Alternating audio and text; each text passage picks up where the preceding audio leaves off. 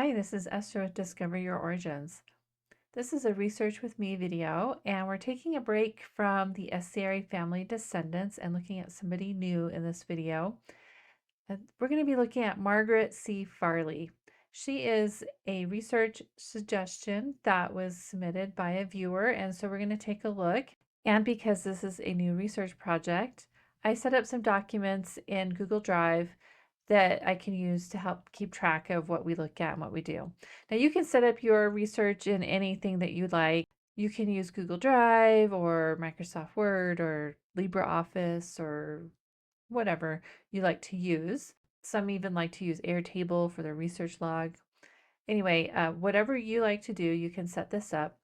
And so I have my research query here that was submitted to me with some basic information. And then I wrote a research objective, and that is that we're going to try to identify the biological parents of Margaret C. Farley. And then we've got her birth and death date and who she married. I have another tab here for my research plan, and then I also have my research log, which right now is empty because we're still building that out and we haven't gotten into any of the research yet. But let's go back to Margaret C. Farley. Now, I have not looked at this hardly at all, so this is going to be brand new. You're going to see me looking at this in real time and trying to figure it out. But one of the first things that I'm going to do is review the sources that we have for her on Family Search and see what we can learn about her and her family and where they are from. But let's first look at her birth date. And if you click on the pencil icon in Family Search, it will bring up all of the sources that are attached to her that supply information about her birth. And so we'll just look at this and see, and you can see here there's some data hints that tell you that there is some variation about her birth year. Okay, so let's look at these sources. If she was born in 1854, then we should be seeing the 1860 census, and I'm not seeing that. So that is something that we definitely want to do. So I'm going to jump over to the research plan and we'll create a new list and we'll say find Margaret in the 1860 US Census. And if she was born in Illinois, we want to focus on Gallatin County, Illinois. And we think that her father is Jack. So let's just double check that. We'll close this out. Oh, James. So her father is James Farley. So now it's possible that she wasn't born in Gallatin County. It says that in all of her source documents, I think. So if she was born about 1854, then there's a pretty good chance that she's in Gallatin County in 1860. But we'll keep an open mind and just see. Oh, let's go back here to her birth and we'll keep looking. So we don't have the 1870 census either. So in 1870, she would be about 15 years old. So let's do this and 1870. So that's going to be one of the first things we do because when we want to find information about her parents, they should be in those early census records with her, hopefully.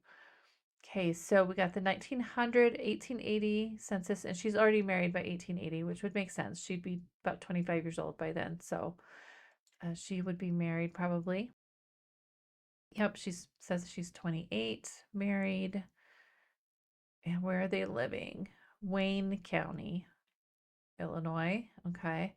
We've got Riley, William. She's got 4 children by that point. The oldest is 9. So you could estimate that her marriage date is 9 years before this census, 1880 census. So what, 1871 is about when she got married. Okay, let's keep looking. We've got the 1900 census, which gives her birth as June 1852. Now that may be approximate because we know that years were not always recorded correctly in the census or ages. You know, there was some variation. And she's in Richland, Illinois at this point. Okay. And let's just go ahead and look at this census. We've got a few more children, it looks like, by 1900. All right, here's the Nelson family. Here's Margaret. It says June 1852. There's 10 children, 9 living. So there's one child that died before 1900. So between 1871 and 1900, we'll need to look at that and see if there's a child or infant that died. We've got their children. Let's see what her husband, he was born in Indiana. Okay. This is interesting. Here's Margaret, and it says that she was born in Illinois. Her father was born in Ohio, and her mother is not known. So we have a possible birth location for the father of Ohio. We'll need to have that as an option. Let's see. His job is, I'm not sure what that says, to be honest. So if anybody has a guess of what the occupation is for Margaret's husband, put it in the description box below. I am not sure what that is. I may have to go to Ancestry and see what they, I don't know, let's see. Okay, so they can read and write. They can speak English. They owned their home with a mortgage, and it was a house. So they were not on a farm. So that's interesting. Okay, let's see. Olney Township in Richland County. Okay, interesting. So if anybody can identify this occupation, that might be useful. I don't know. All right, let's go back and keep looking at records for Margaret. Okay, we've got the 1910 census. This will also have potential birth information for her father. Okay, it says Illinois. So instead of Ohio, now it's Illinois. Okay, let's see if maybe the 1910 census will give us a little bit more information. Okay, here is Lewis Riley Nelson and Margaret, his wife. It says 10 children, 10 living. In the previous, we had 10 children, 9 living. So there's definitely a discrepancy there that is unclear. And the number of years, let's see, what does that say? Number of years of present marriage. And they're saying 40, which would mean that Riley was 13 when they got married. So that number is definitely off. Okay, let's look. It definitely says Illinois for her father's birthplace. And what does it say? Sawmill for his occupation. Okay, let's see what these other columns are. Able to read and write, ownership. Okay. So they owned with a mortgage a house. Okay. Night watch. Okay, so he did security for the sawmill night watch. Interesting. Okay. They've got a couple of children. Looks like so they have 3 children at home in 1910. 1920 census says father's birthplace is Illinois, which is possible that Illinois is the right location. And who knows who reported it in 1900. Okay, so let's look at the 1920 census. Okay, here's Lewis, Nelson, and Margaret. He's 72, she's 66. They still have a daughter at home. And let's see, Indiana. He says he's a laborer at a farm, which 72, he's probably slowing down a little bit by that point, 1920. And she's not working. They are able to read and write. Okay, so that's about all we are able to probably get out of here. Laborer. Okay, so his wife and daughter, Margaret and Esther, are not working in 1920, but their home, it says they own their home.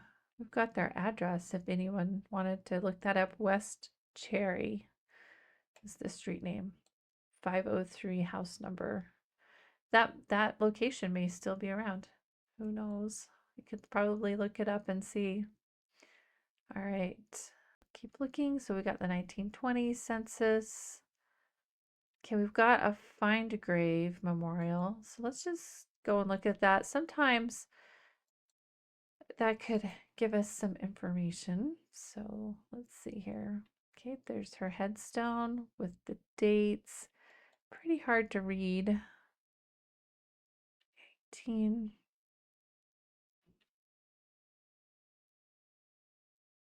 Okay, yeah, 1854 to 1930 something. That's pretty hard to read. Her husband shares the headstone, so he's on the top and then she's on the below him. 1933. Okay. We don't have any links to any parents in Banged Grave, which, happens.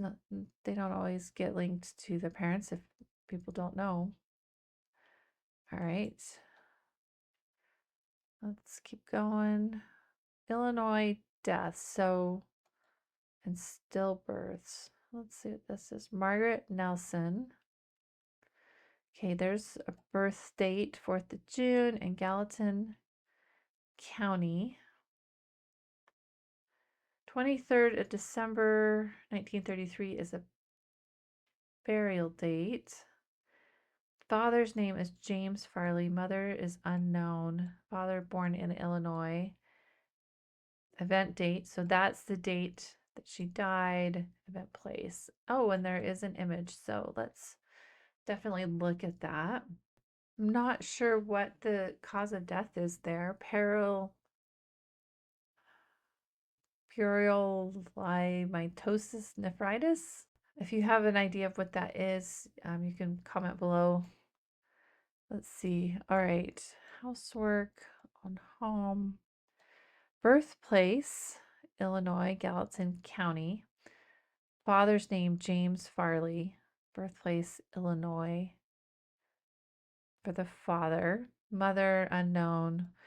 And the informant, which can be important because the informant would have to know this information that we're looking at right now. And the informant is their daughter, Esther. That's the youngest daughter.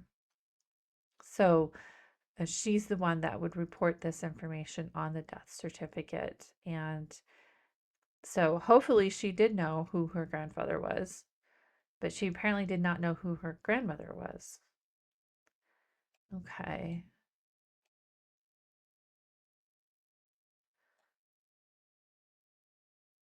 Yep. Still in that same house on West Cherry. All right. Let's go back. Okay, so we looked at her death certificate. Let's look at this one. Alice Stewart, mother. Okay, so Alice is one of their children born 1873. Okay. All right. We're not going to look at that closer right now. Let's see here. And then that's the 1900 census again. All right. So that is all of the records that give birth information. And it looks like the only record that really names her father is James so far. I don't think the death records here are going to, nope, those are the same that we just looked at. Let's look at the sources and just see if there's anything else in here that we have not looked at. Okay, Margaret Parby, that's probably a transcription error. Let's see. Yeah, I bet that says Farley, but that's a marriage record for their daughter Alice. Okay, so that's not going to have her parents' information. Okay, there's another marriage record, 1903. So that is for probably another child. Yeah, Jenny. So we don't have a marriage record for Margaret and her husband. So I'm not familiar with marriage records in Illinois. So it may or may not have her father's name on there. But let's just put that as one of our things here. We want to find a marriage record for Riley. Let's see, what is his name? Lewis Riley Nelson. Okay, so all of the rest of these sources have to do with her children. I'm not sure this pneumodent file here. Yeah, that is for another child. Okay. Let's just go down here. Now, there was a child that was born and died before 1910, supposedly. And it says there's 11 children. That child that was mentioned in the 1910 census, it's probably listed here. I'm just not sure which one that would be. All right. So James Farley here, if we were to go and look at him, the only source is this death record for Margaret. Okay. All right, so we've completed our review of the sources that are attached to Margaret. So we've come up with a couple of things that we need to look at, but I want to go to the Family Search Research Wiki and look up Gallatin County and see if we can't identify some specific collections to look at. You know, another thing that could be useful is maybe an obituary. So she died in 1933. So that's when we are going to want to look for that. And so we want to see if we can find the obituary. All right, let's go to the research wiki and we're going to look up. Now, she wasn't in Gallatin County when she died. She was in Richland County. So we need to look in Richland County as well.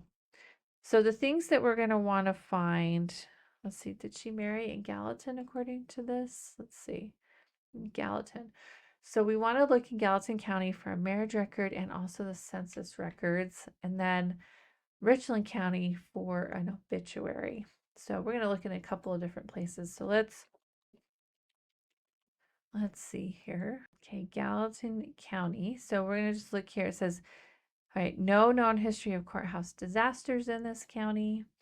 Oh, which makes me think that we might want to use the Family Search full text.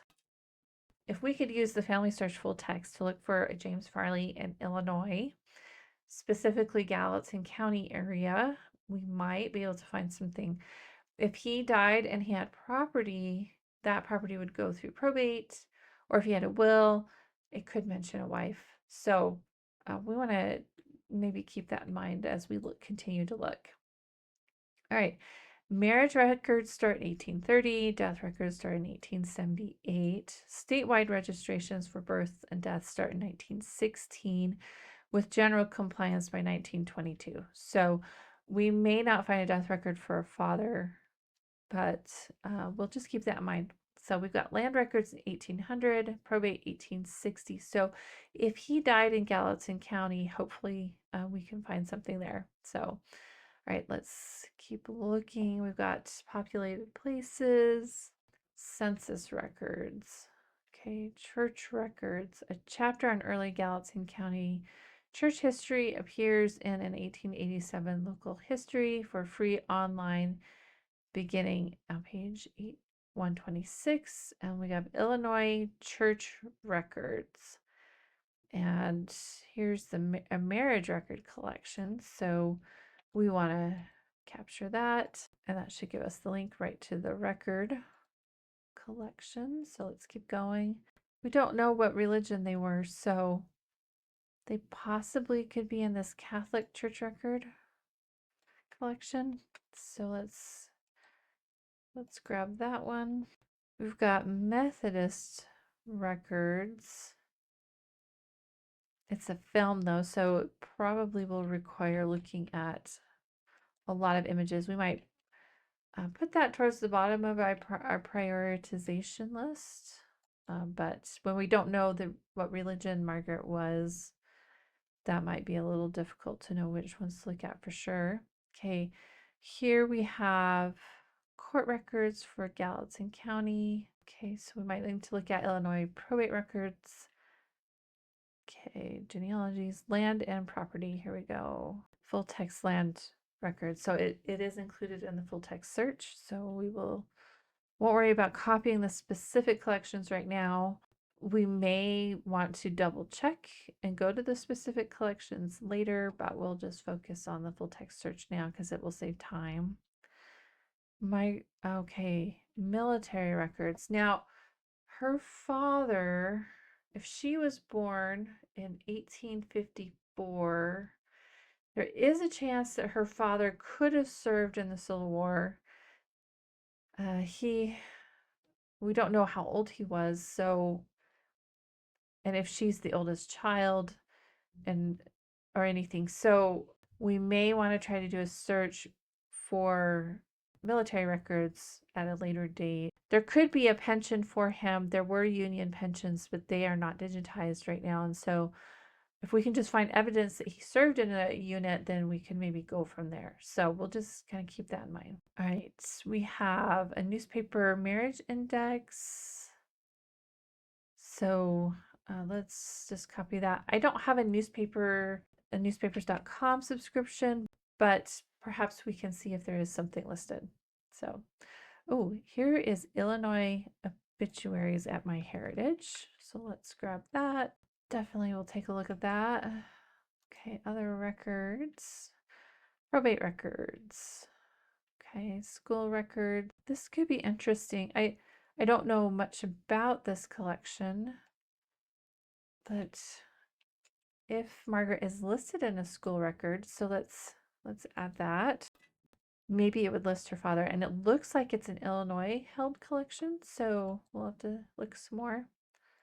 Okay, she wouldn't have Social Security, vital records. Here's a bunch of vital records. We did get some of these marriage records. So we'll copy some of these here. Let's see, she would have been married in 1871. So we'd only want to grab the ones that have to do with that year range. And I might have a couple of duplicate here. We'll clean that up in a minute. Here is Gallatin County, Illinois marriage indexes. It is in a book though, and I'm probably not going to be able to look at that, but there is some specific county marriage record collections. So we may want to just make a note later to go look at those. Let's see, death records. We've already got a death record for her, so we'll skip that. Now, we may want to make note of going to the Gallatin County Historical Society. If her father was prominent in any way, they may have records. So let's just add. All right, we've got a few other things we could maybe look at, but that's a pretty good start. You know, there are definitely other collections and things that we can look at, but we're going to start on the ones that are most likely to give us answers. Now, Richland County, Illinois is where she died, so we want to look for an obituary. So let's see if we can see if there's any obituaries. Same collection at MyHeritage, so perfect. We've already got that, so we'll definitely take a look at that. All right. Well, we are out of time for this video, but we've got a research plan here where we've got some specific collections that we can go and look at and see if we can't find any more information. This is the first steps that I take when I start to look at something new. I create a research objective, then I do a review of what is known at Family Search and Ancestry, if I have a tree there. And then I start to create questions. And from those questions, I then try to decide where to go and look next. And that might involve going to the Family Search Research Wiki, like I did here, and finding specific collections, and then creating this research plan. So I'm organized and I know where to go and look next. So stay tuned. In the next video, we're going to actually look through these record collections and see if we can't find some more information. And if you want to read more about this process of starting a research project, be sure to click the link below to go to the blog and read more about Margaret and the plan that we have developed to learn more. And be sure to subscribe to see what happens next. We'll see you next time.